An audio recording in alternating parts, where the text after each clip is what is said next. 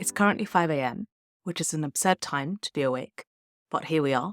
I'm going to apologise in advance if the lighting is awful. I actually don't understand how to light videos, so I usually just sit in front of a window and hope for the best, but obviously at this time there is zero lighting outside. I will, however, film the rest of this a bit later in the day, so lighting will be a bit better in about 1 minute. It's currently Ramadan, which means I'm fasting for the entire month. The fasts in the UK are kind of from around 4:30 to about 7:30 at the moment, so around 15 hours, which is shorter than previous years, but it's still pretty long when you're trying to get on with work and still be productive. Today's video is about how I managed to stay productive in Ramadan in a time where I'm working and studying, but also now fasting, so having a schedule that's quite different from usual, and then also being a bit hungrier and a bit more tired than usual. Last year I was comparatively more lucky with university timings, as the terms in Cambridge are quite short, which means the vacations are quite long. So this entire month pretty much fell during the Easter vacation, which worked super well as I basically gave myself the entire month off. This year I am not so lucky. It is in fact one of the busiest months of the year with my dissertation writing because it is due in a few months now. And so I haven't really been able to take the month off as I do have a lot of study stuff going on at the moment. I'm still working full time and I haven't really taken any time off this month as I'm trying to save my vacation days for a little bit closer to the end of the dissertation writing process, and also to be able to then take some vacations after my university stuff is done. All this to say that I have a lot going on right now, and so I thought it would be interesting to talk about how I'm managing to juggle all these things at once and how I'm working and studying, but now also fasting on top of that. Right, I assume the lighting is infinitely better now because it's a bit later in the day. So let's get into a quick breakdown of what the average day during Ramadan looks like for me. So I wake up around 4 to make sehri, which is the meal that you start your fast with. I then have what is probably the most productive block of the day. So in that time I study, I read, I relax, I go to the gym if I want to go to the gym before the work starts, or I just use that time for a big block of study. Then around 9 I head into the office. So from around 9:30, 10ish all the way up until 5:30 is my work time. At this point, I either head home to study or I head to the gym to have a workout. Then I have iftari, which is the meal that you use to break your fast. And then I do around an hour or so of study afterwards. At this point, my day is basically finished. So around 9:30 or so, I head into bed and then rinse and repeat the next day. This is obviously a very packed schedule, but this is pretty much what I tend to stick to every day unless I've got some kind of event or something planned. So let's get into some tips from me. One of the things that makes Ramadan hard when you are working 9 to 5 is that your sleep ends up kind of patchy because you sleep a bit before sehri, a bit after sehri, and so you're also quite tired on top of being hungry. And so instead of having that, I really prefer to have my sleep in one block, and so I just try to keep 9:30 to 4 as my sleeping time, and then I don't go back to sleep after Fajr.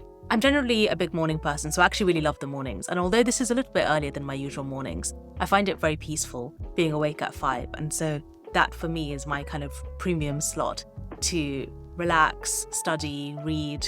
I use this time to do the harder bits of studying because this is just after I've eaten, so I find it easier at this point to focus, and so anything that I think is a bit denser maybe than other bits of studying is what I'll kind of prioritize for the start of the day. And then because this slot is super long, this is also where I'll read Quran or something Islamic because I don't usually get time to do it during the day or after work. After a long day of not eating, it's always super tempting to overeat when you're breaking your fast, but I think the best thing to do is kind of eat a normal amount because otherwise you're stuffed and you're waking up a few hours later to have sehri, but you're still super full. So I try to have lots of fruit and veg in the evenings when I'm breaking my fast to fill up on that before I kind of start eating anything a bit heavier. And then also have things like nuts and things for energy because I'm aware that I'm having 2 meals rather than the usual 3 meals, so I'm actually eating a bit less, but I'm still trying to get the same mental energy out of those days. I still do a bit of evening snacking, but definitely a lot less than usual.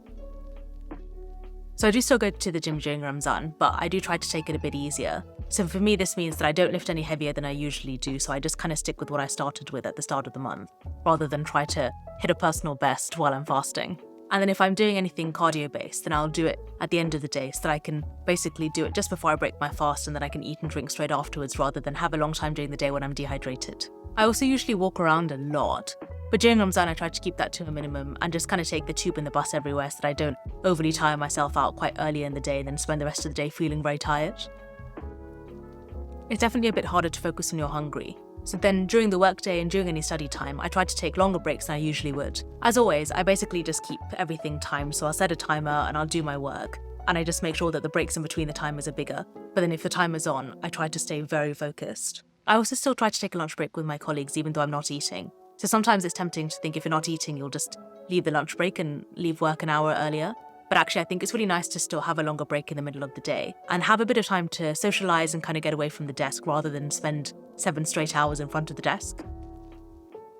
My waking hours are quite unsociable during Ramadan, so I have to make an extra effort to still socialise with people rather than suddenly be heads down for 30 days and not really see anyone. Here in London, there's also a lot of communal iftaris, which are really nice. But if you live in London, you'll know that this year actually getting tickets to any of these are like gold dust. Everything sells out so fast.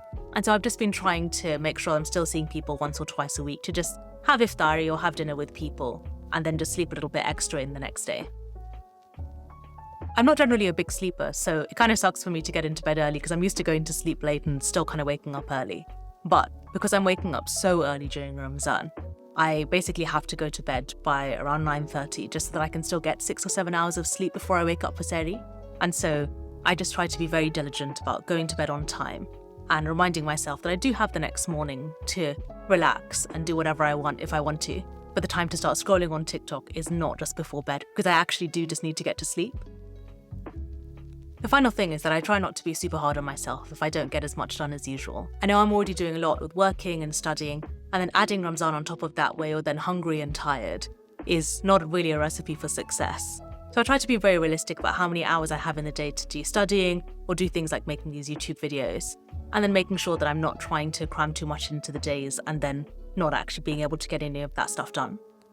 So that's all the tips from me. I hope this is helpful in a subsequent Ramadan because I think this one will almost be over by the time I've got this edited and posted. And feel free to drop a comment if you have your own tactics for being able to still get things done during Ramadan. That's the video. Bye! Oh my god, look at this ankle. What are you saying? Got my notes.